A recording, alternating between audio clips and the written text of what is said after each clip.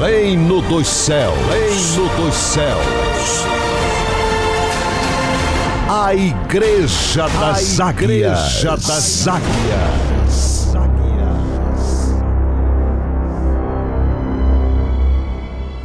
Paz e luz a todos vocês. Vocês viram passando a minha esposa ali, né? Eu aprendi a ser feliz e ter minha própria cabeça e sempre estar junto da minha esposa, puxando ela para ter a minha cabeça. E como eu sou cabeça, às vezes eu ouço a minha esposa. Tem marido que é ignorante, não ouve a mulher. E tem homem que é varela ou varunca, né? Ele só ouve a mulher. Ele não é a cabeça. Tem 3 tipos de homem: varão, varelo, varunca. Varão, varela e varunca. Varão manda ele e ela não. Varela manda ele e ela. Varunca manda ele e ela nunca. Manda ela e ele nunca.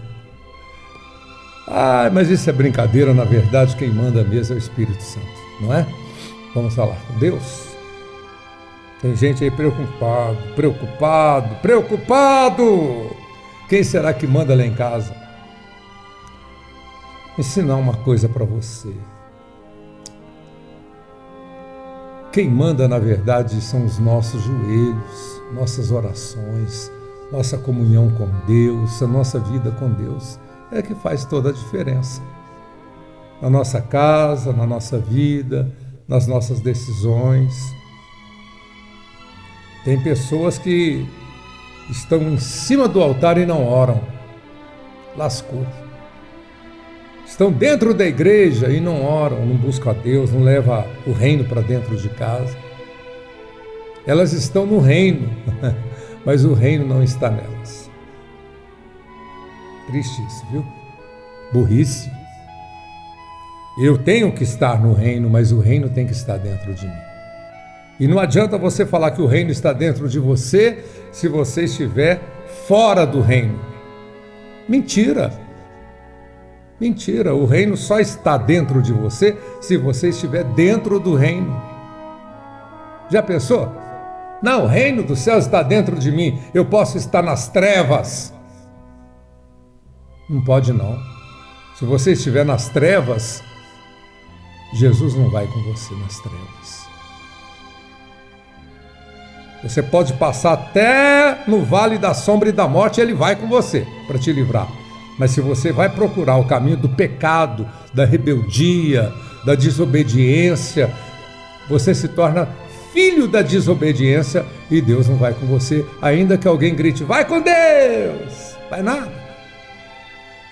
Você acha que vai com Deus porque o pai da mentira põe isso na sua cabeça.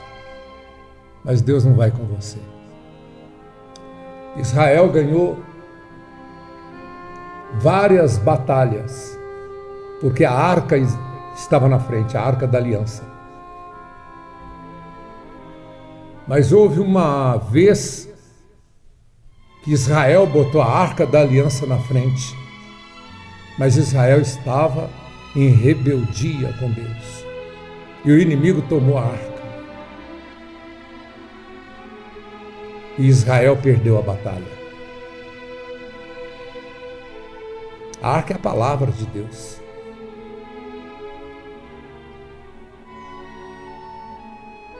Não adianta você colocar a palavra de Deus à frente se você mesmo não tem temor a Deus. O que é temor? É medo. Medo de errar, medo de pecar, medo de ofender a Deus.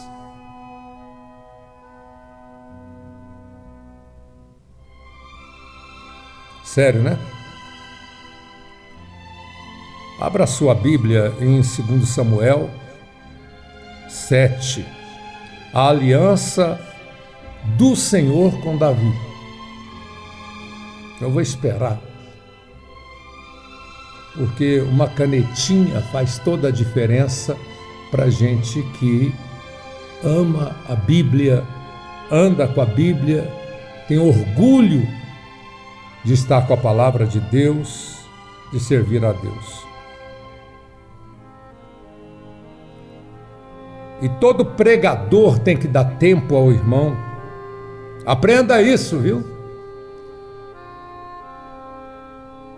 Porque às vezes a gente que prega tem uma aflição tão grande de passar a palavra de Deus para as pessoas, que a gente esquece de dar tempo ao irmão que não tem muito conhecimento da Bíblia, procurar na Bíblia. 2 Samuel 7. Na minha Bíblia está na página 431. Então aí você vai mais ou menos nesse rumo e você vai encontrar. A página depende do tamanho da letra e do tamanho da Bíblia.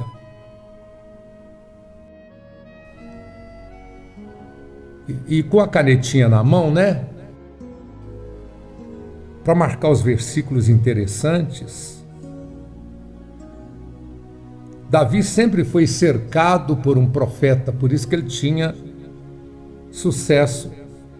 Ele só fazia aquilo que Deus orientava a ele através de um profeta.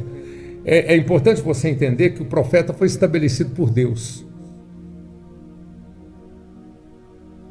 Todas as vezes que o povo de Israel enfrentou um problema, Deus levantou um profeta. Ele não solucionou o problema, ele levantou um profeta. Repito, todas as vezes que o povo de Israel enfrentou um problema, um inimigo, uma luta, Deus levantou um profeta. E o povo de Israel clamou ao Senhor por causa do sofrimento que estava tendo, uma praga, Deus levantou um profeta. Um inimigo que estava afrontando o povo de Israel, e o povo clamou a Deus, Deus levantou um profeta. Por isso que o Senhor disse: crede nos meus profetas e prosperareis. Por isso que o profeta cai na desgraça, porque é medroso. Anota aí, profeta medroso cai na desgraça. Profeta medroso cai na desgraça. Profeta medroso cai na desgraça. Profeta sem povo já caiu na desgraça. Não tem uma maldição maior do que uma igreja formada por cadeiras vazias. As cadeiras vazias gritam contra o profeta. Por isso que Deus, quando deu a grande ceia, ele, enquanto a igreja não encheu, ele não celebrou a ceia. Deus chegou a ponto de forçar, ordenar a seu servo para forçar as pessoas a entrarem na igreja. E só depois que a casa estava cheia, é que ele celebrou a ceia. Nós vamos aprender isso, pega lá a palavra de Deus, a parábola da grande ceia, mas agora não. Parábola da grande ceia, você vai ver isso. E é tão fácil encher uma igreja. Começa pelas crianças. Não, apóstolo, eu nunca pensei nisso. Lógico, o diabo não deixou.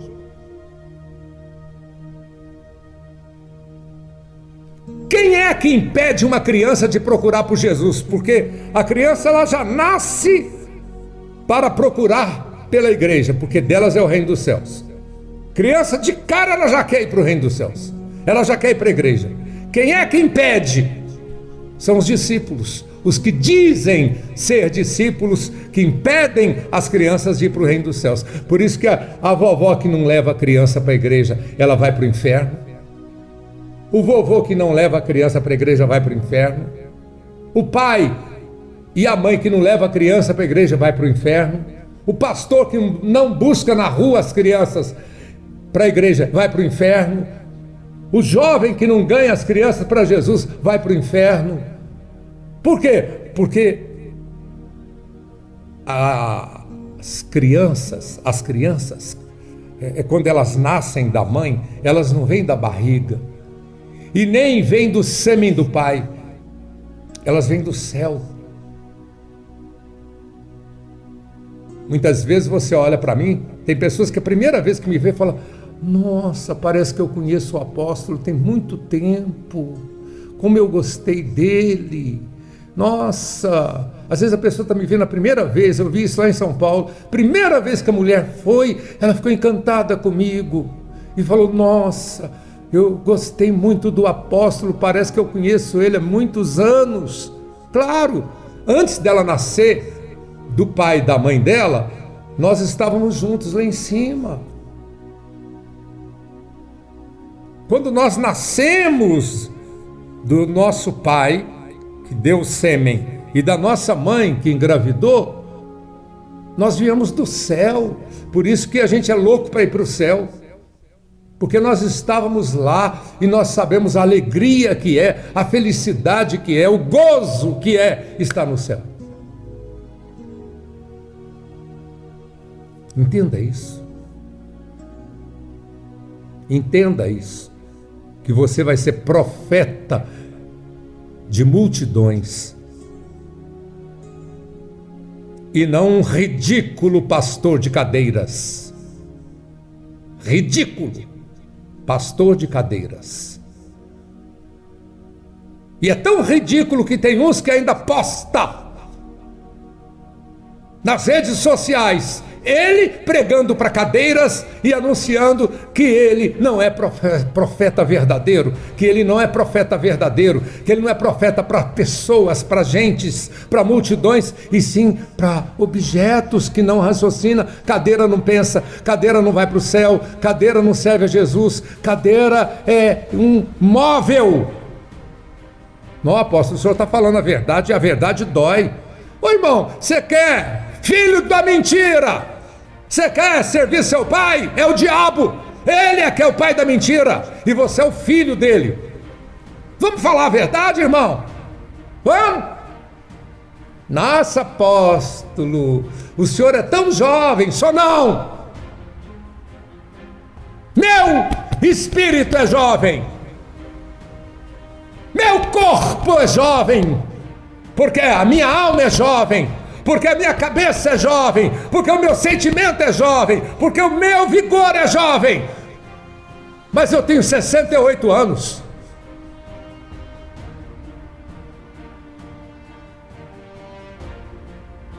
Eu tenho mais de 21 anos de idade. Quem tem mais de 21 anos de idade tem que pensar como maduro.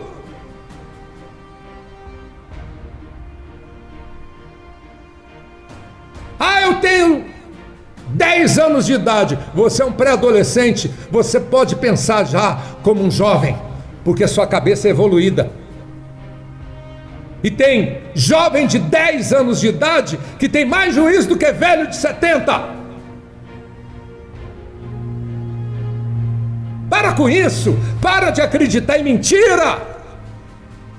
Para de falar que você está fazendo uma grande obra para Deus, porque aquela meia dúzia de gato pingado que você tem dentro da igreja testemunham que você é um fracasso, é um pastor fracassado, sendo que o plano de Deus para a sua vida é o quê?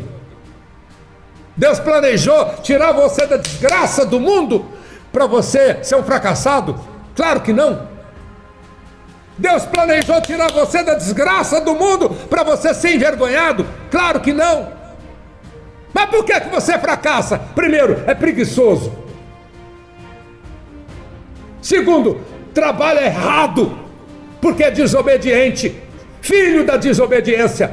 E o diabo tem interesse em você desobedecer, porque você desobedecendo vai dar errado. Terceiro, você é acomodado, contador de história, falador da vida dos outros. Você é um cara usado pelo diabo que anda só olhando para trás. Eu já sofri, como se fosse vantagem ter sofrido. Eu já sofri muito, irmão. Desgraçado sou eu quando você fala isso. Quando você diz eu já sofri muito, você está dizendo desgraçado sou eu. E eu te digo, será mais ainda, porque você só teve a primeira glória da desgraça, a segunda glória da desgraça ainda virá para você. Ou você muda sua mente, ou você muda aquilo que você fala, ou você muda aquilo que você pensa e fala, ou a sua vida vai ser daí para pior. Não, apóstolo, agora eu não gostei não. Dane-se você que não gostou, dane-se. Eu não estou aqui para pregar outra coisa e ensinar outra coisa a não ser a palavra de Deus, não, porque é isso que o povo quer. Corta na carne. Se você não mudar a sua forma de ser, sua vida não vai mudar. E você vai passar a vida inteira na desgraça, na pobreza, na miséria, no fracasso, e vai terminar a vida na sarjeta. É isso que você quer?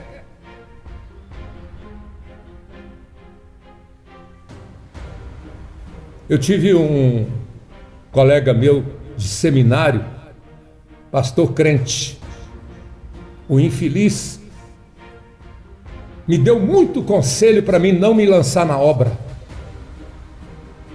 para eu não ser missionário ganhador de almas. Ele queria que eu fosse pastor crente, porque o pastor crente ele só prega.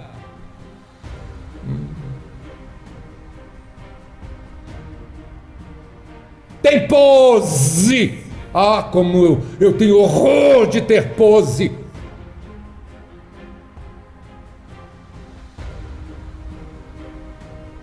Mas o senhor tem pose, né? Irmão, eu sou eu. Se eu resolver arrancar o paletó aqui, eu arranco o paletó, jogo no chão, piso em cima, pulo e o povo bate palma. Por quê? Pose? Não, eu tenho sucesso, irmão.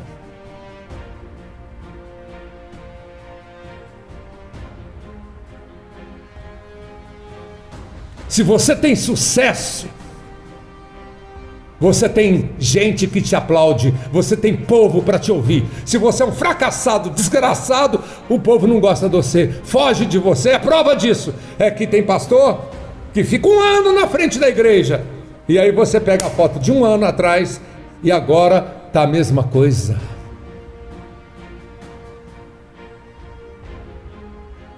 Parece até que o cara tem a cara cagada, fedida. Mas não é porque o cara não trabalha direito, não obedece, não segue a orientação do apóstolo, segue pelas metades.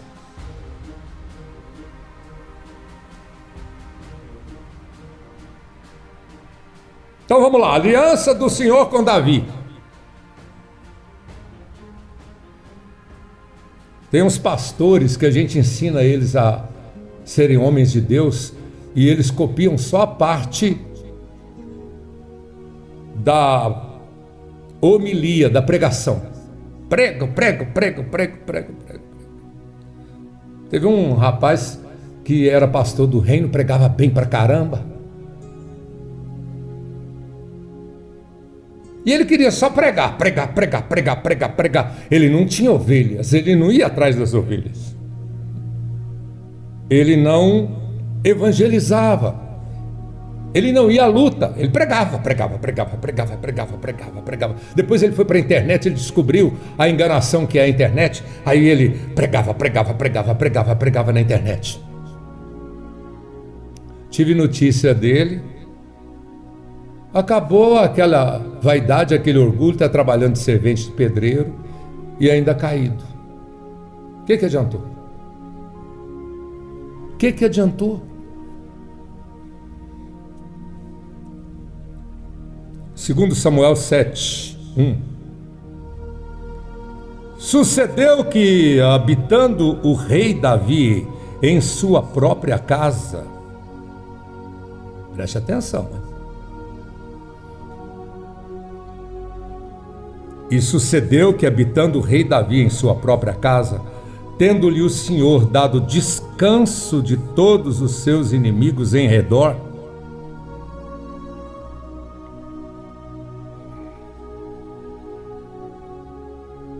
Davi Enfim descansou. Não tem inimigo nenhum me atacando.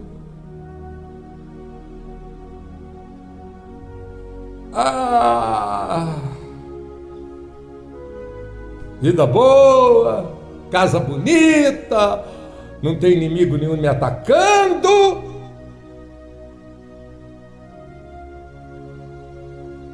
Ele chamou o profeta Natã e disse: olha, eu moro em casa de cedros. Cedro, na época, era a casa do rei, era a madeira do rei, era a casa mais linda, o palácio mais lindo.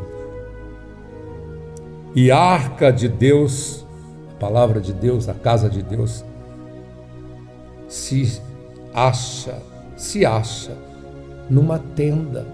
Tenda era lugar pobre, de pessoas comuns morarem. Disse Natã ao rei: vai, faze tudo quanto está no teu coração, porque o Senhor é contigo.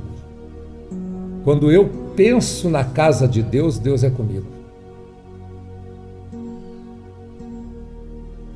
Quando eu penso no Monte Manaim, Deus é comigo.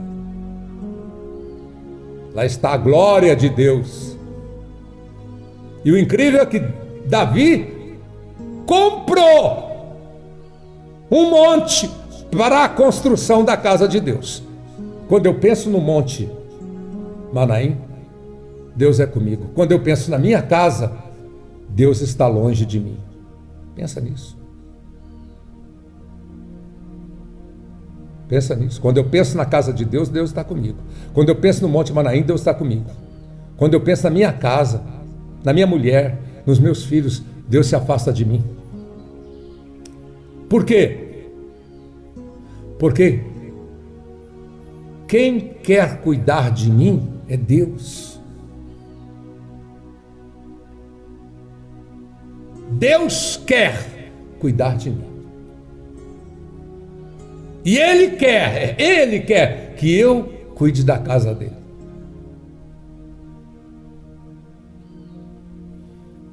Eu tinha um pastor no reino, bom pastor, fracassando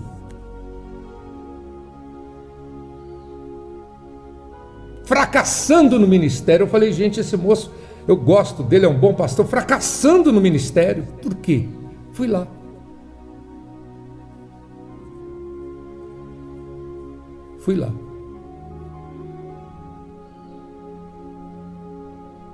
Cheguei de surpresa na igreja dele.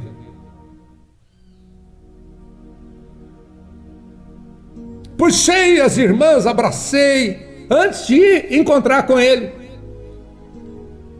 A irmã falou assim: nosso pastor é uma bênção. É ele que faz o almoço do domingo. Primeiro, não é função dele.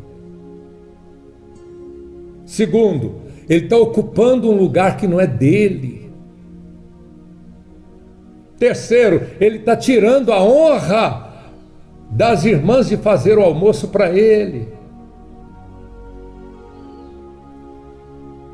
Me encontrei com o irmão, abracei o irmão. Eu falei, e aí, irmão, tudo bem? Ele falou, perdi meu cargo. Perdeu? Era eu que ficava na porta recebendo os irmãos. E agora? É a esposa do pastor. Não tem nada para eu fazer aqui na igreja, mas eu recebia todo mundo apóstolo, igual o senhor ensinou, com um sorriso. E agora? Tá certo, ela é a esposa do pastor, é mais bonita do que eu.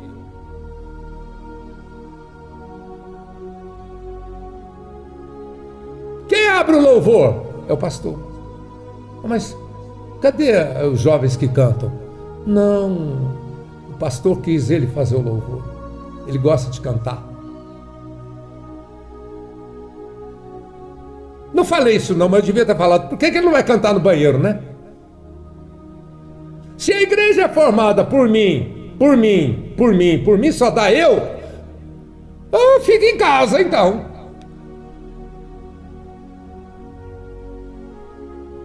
Aí eu andei mais um pouquinho, lá veio o pastor, arrumando as cadeiras e tal. Ele trabalhador, tá arrumando tudo. Aí ele olhou para o irmão e falou: irmão, traz a escada para mim que eu vou trocar essa lâmpada. Eu falei: mas e o irmão que troca a lâmpada? Não tem um irmão que troca a lâmpada no santuário? Não, o pastor agora faz tudo. Infeliz, hein? Infeliz, hein? Aí eu fui falar com ele, ele falou: não, eu estou igual ao senhor, eu agora quero juntar galardão no céu. Eu falei: não, você não está igual a mim não sou burro. Não sou burro não.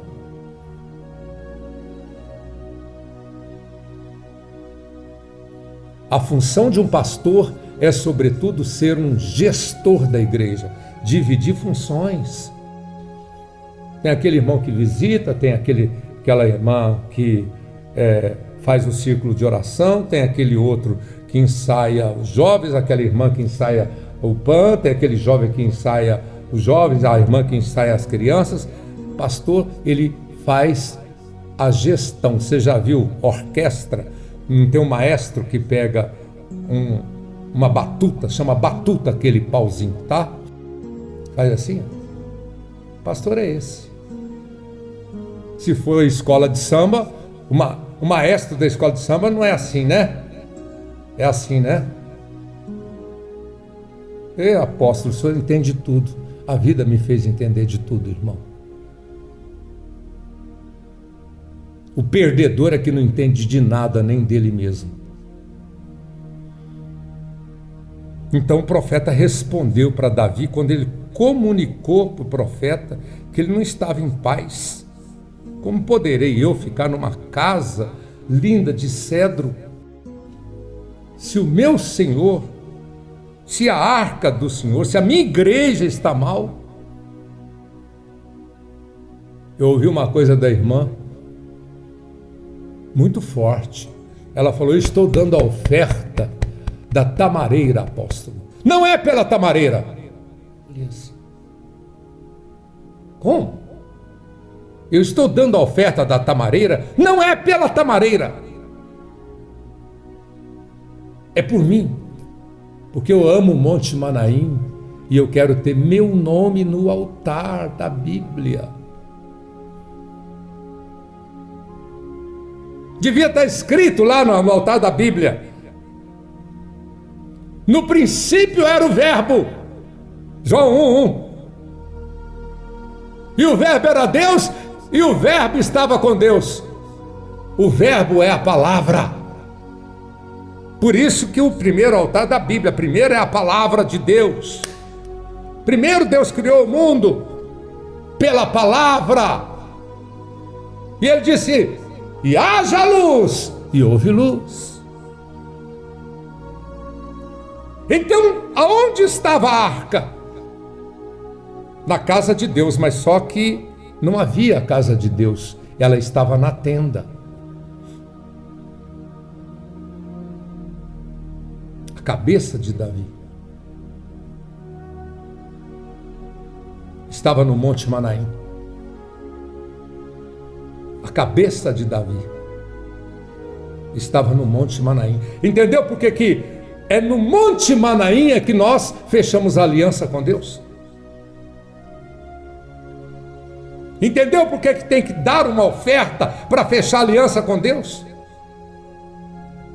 Porque a aliança é feita por duas partes: a parte de Deus e a parte do homem. A sua aliança com a sua esposa tem a parte sua e a parte dela. Senão não há aliança de mim comigo mesmo. O burro do crente acha que o sacrifício de Jesus vale pelas duas partes. É igual aquele idiota que a mulher não ama ele e ele fala: eu amo por nós dois. Idiota! eu amo por nós dois. Aquela mulher imbecil que fala assim, o marido não ama ela mais porque ela vacilou, e ela fala assim, eu amo por nós dois, não tem importância. Você é muito burro pensar assim. Crente é tão burro que dá as costas para o altar para orar e fica de frente para o mundo. Por isso que o diabo é crente, porque ele quer ensinar o povo o que é de errado. O marido burro, ele trata mal a esposa de dia e à noite quer sexo. Claro que ela não vai dar. O marido inteligente, ele agrada a esposa de dia e ela agrada ele de noite. Vocês viram que viralizou uma palavra que eu falei, e foi homem. Homem é difícil de acreditar na Bíblia, hein? Viralizou, católico, espírita, protestante, evangélico, ateu, gente que não tem religião nenhuma, espalhou milhões. Eu nunca tive milhões de views, de visualizações. Sabe por quê? Porque eu falei que a Bíblia manda a mulher dar para o marido. Falei no altar isso. E aí o Mateus, que é muito inteligente, que é meu assessor de comunicação, colocou lá direitinho. Eu ainda falei, eu estou falando dar, precisa explicar o que é dar, que a mulher tem que dar para o marido. Aí os irmãos que me conhecem sabem que se duvidar eu falo. Eles falam, não precisa não. Eu falei, pois é isso mesmo que você está pensando. Viralizou. Por quê? Porque a maioria das mulheres querem o marido, mas não quer fazer o cara feliz. Querem um homem, mas não quer fazer o homem feliz. Burrice! O meu livro que mais vendeu, dentre os 5 milhões de livros que eu já vendi, diz que a mulher que sabe amar tem o homem nas mãos. Por que eu botei mão? Para não falar o nome daquele negócio. O sexo não conquista homem nenhum, mas conserva o casamento, porque não existe casamento sem sexo. E tem mulher religiosa que é burra e não entende que Deus criou o sexo para prender o homem e o homem a mulher. Mas principalmente a mulher, porque a mulher é que tem a sabedoria para fazer o homem feliz. E por falar em sexo, você já parou para pensar o que é o orgasmo?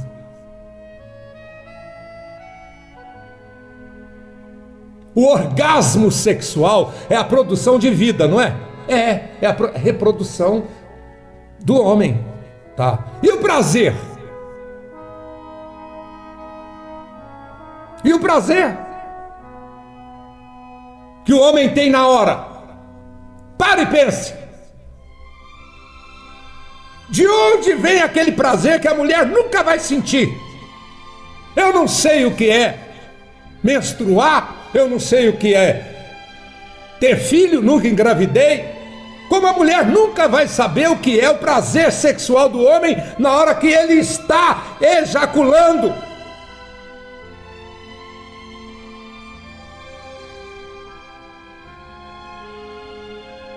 E meu amigo Tarsis se converteu na sua fé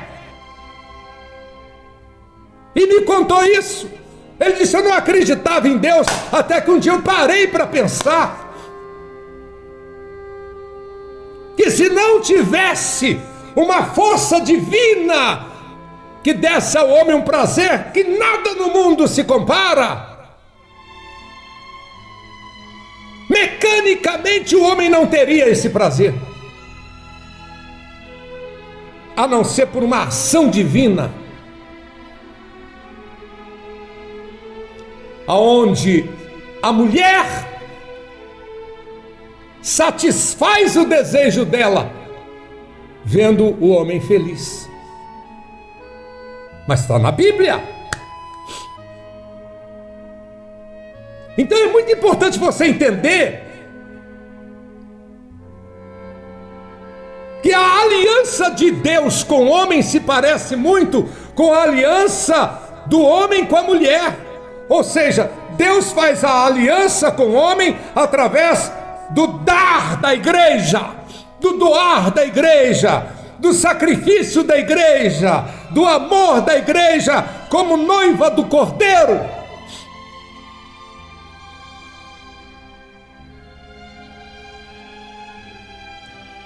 A lei brasileira e de outros países também considera nulo o casamento quando a mulher se nega a dar sexo para o homem.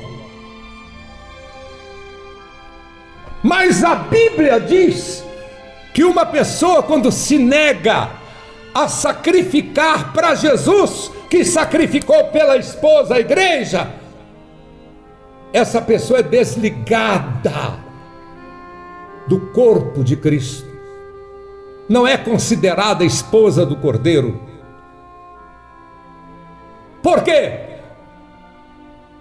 Porque ela agiu de maneira perversa, querendo aquilo que Jesus tem para dar, mas não querendo dar aquilo que é a obrigação dela dar para o Senhor, que são almas. O nosso sacrifício financeiro para ajudar a igreja, aquele dinheiro vira almas. E a única coisa que nós damos, o que é que nós damos para Jesus? O corpo? Não, ele vai apodrecer. Palavras são enganosas.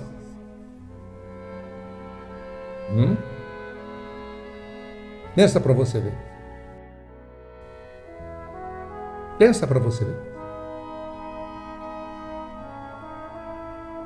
Por isso que a Bíblia fala sobre a esposa fiel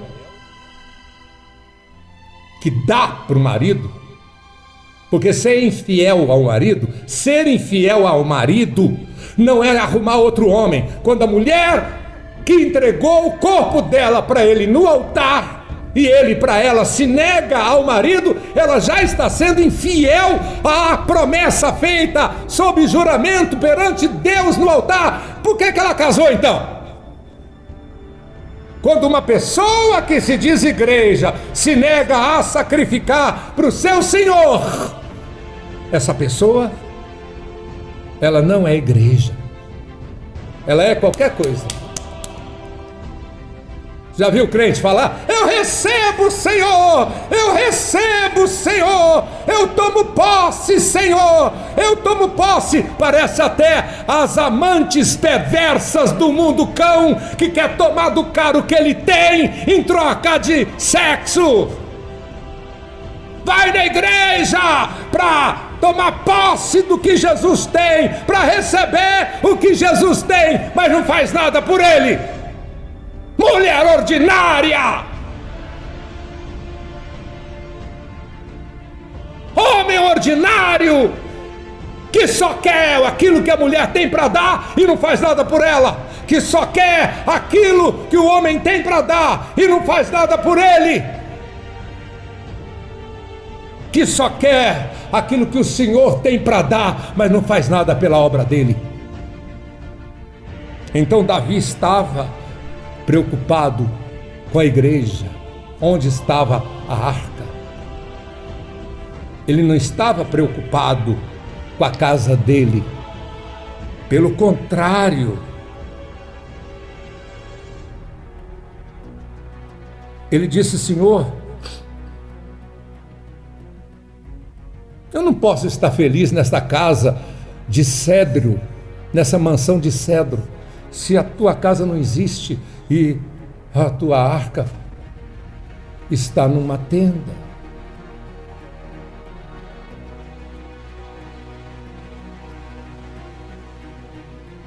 Eu sei que você deve estar pensando: eu sou um ordinário, eu não penso na casa de Deus, né? Eu sou uma ordinária, eu não penso na casa de Deus. E eu digo: é verdade, você merece todo tipo de sofrimento que você tem passado, e pode ter certeza, vai piorar. Porque agora você conhece a verdade. E depois que a pessoa conhece a verdade e resiste e não obedece a Deus e não agrada a Deus, piora. Porque o bicho das trevas, ele sabe que agora você tem conhecimento da verdade. E ele tem pouco tempo. Como diz a Bíblia, ai de vós, ó terra, porque o diabo desceu até vós e pouco tempo lhe resta.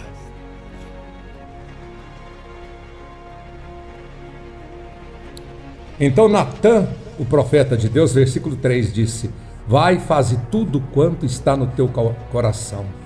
Vai, faz o que está no teu coração, porque o Senhor é contigo. O que estava no coração de Davi? Ele tinha um coração segundo Deus. Ele queria construir a casa de Deus. Teve um cara que falou para mim assim: eu não entendo o Adelino, com a idade que ele tem, ele não pensa nele, ele só pensa no Monte Manaim, ele só pensa na igreja, ele só pensa na obra de Deus.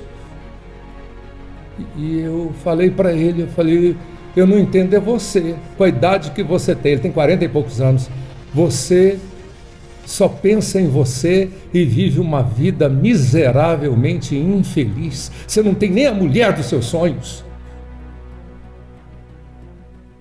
Perdeu a filha, perdeu a neta, perdeu a mulher, está perdendo a mulher dos seus sonhos. Não era melhor você pensar no Monte Manaim, pensar na casa de Deus e na obra de Deus, e você ter a mulher dos seus sonhos, ter sua filha, sua neta?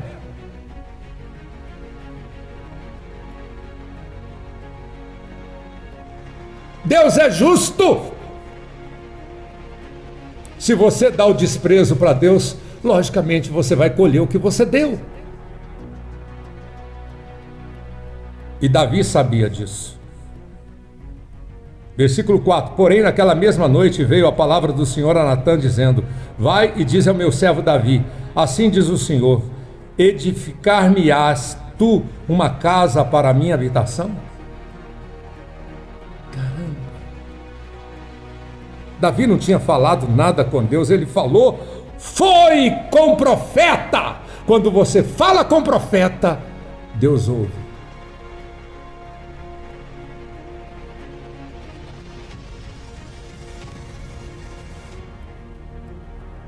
Quando você fala com o profeta, Deus ouve.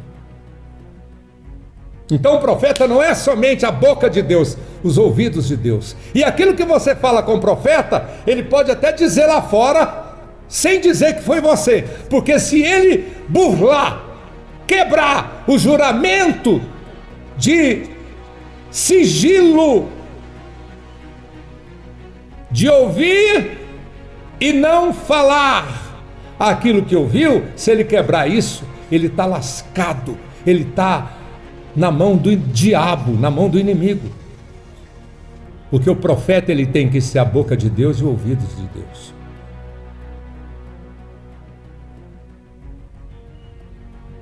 Uma mulher chegou para mim e falou assim: meu casamento acabou. Acabou. Eu fiz uma besteira na minha vida e meu casamento acabou. Eu falei: o que você fez? Ela falou: eu viajei para minha terra e acabei encontrando lá com um primo meu que foi meu namorado. E traí meu marido.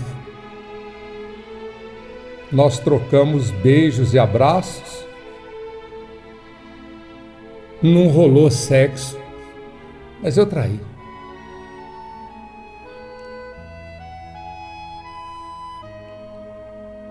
E agora eu estou com vergonha do meu marido.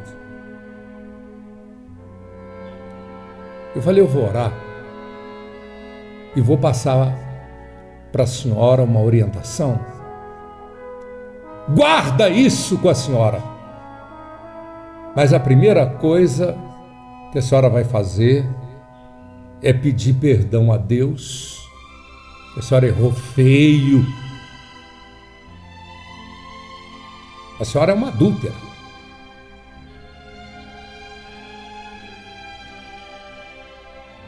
E a Bíblia diz que a mulher adúltera está debaixo de maldição. Não adianta nem orar, pedir a Deus para te abençoar. Pede perdão a Deus. Ela ajoelhou, orou.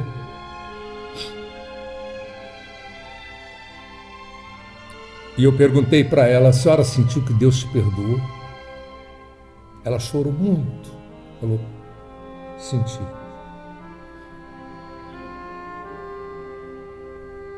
Eu falei para ela: eu vou dizer para a senhora então que Jesus falou para a mulher adúltera: vai e não peques mais, para que não te suceda o pior.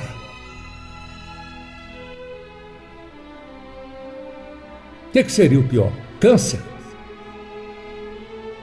AIDS? A morte?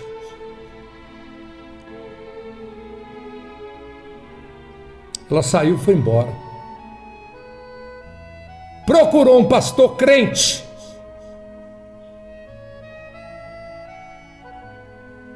Um desgraçado de um pastor crente.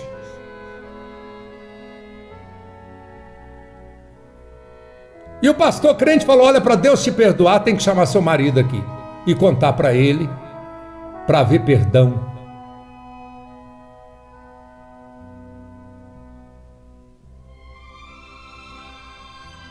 Ela chamou o marido até o pastor crente, contou para o marido, e o marido falou para ela: não, eu te perdoo, mas não te quero mais, e eu tenho direito de fazer isso, porque você é uma mulher adúltera, não é, pastor? O pastor abriu a Bíblia e falou que uma mulher adúltera pode ser repudiada, e realmente está isso na Bíblia. Acabou com o casamento, acabou com a vida da mulher, prejudicou a vida dos filhos, destruiu o sonho do homem. O homem sumiu. Ninguém nunca mais achou o homem. E a mulher, que tinha uma condição econômica boa, hoje vive uma vida miserável. Pastor tem que ter responsabilidade. Pastor tem que ter responsabilidade. Não é qualquer um que tem nome de pastor, de bispo, de apóstolo que presta, não. Então Davi, ao fazer uma aliança com o Senhor, ele baseou-se essa aliança em quê? No sacrifício de construir para Deus uma obra. Por isso que o título está Aliança do Senhor com Davi. E na hora que você começa a ler, você descobre que Davi, ele tinha tudo, mas ele estava preocupado com o quê? Com a aliança que ele tinha que fazer para que Deus tivesse um lugar para a arca da aliança. É como se eu falasse: Deus, eu não posso deixar de sacrificar para fechar minha aliança com o Senhor pelo Monte Manaim, onde a glória do Senhor está, onde estão os teus altares, Senhor, e onde estão os meus sacrifícios.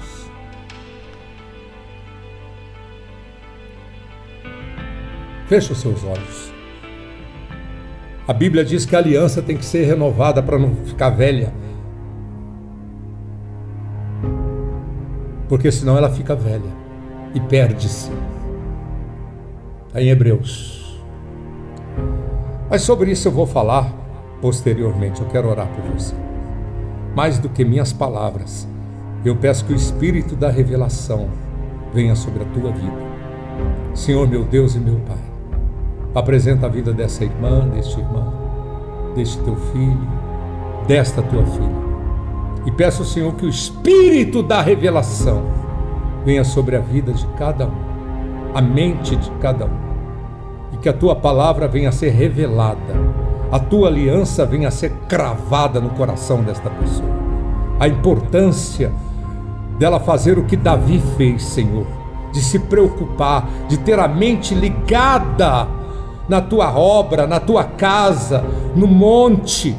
Ó Pai, porque Davi levantou a casa do Senhor no monte, Pai, e nós sabemos que o Monte Sião, Monte Moriá, Monte Calvário são juntos em Jerusalém.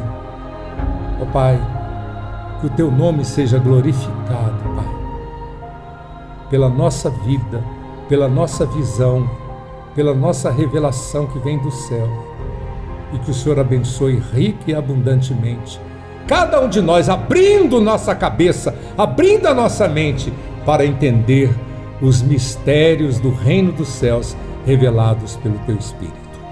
Em o nome de Jesus, que assim seja. Amém. Amém. Que Deus abençoe a sua vida. Reino dos céus, reino dos céus. A Igreja das Águias.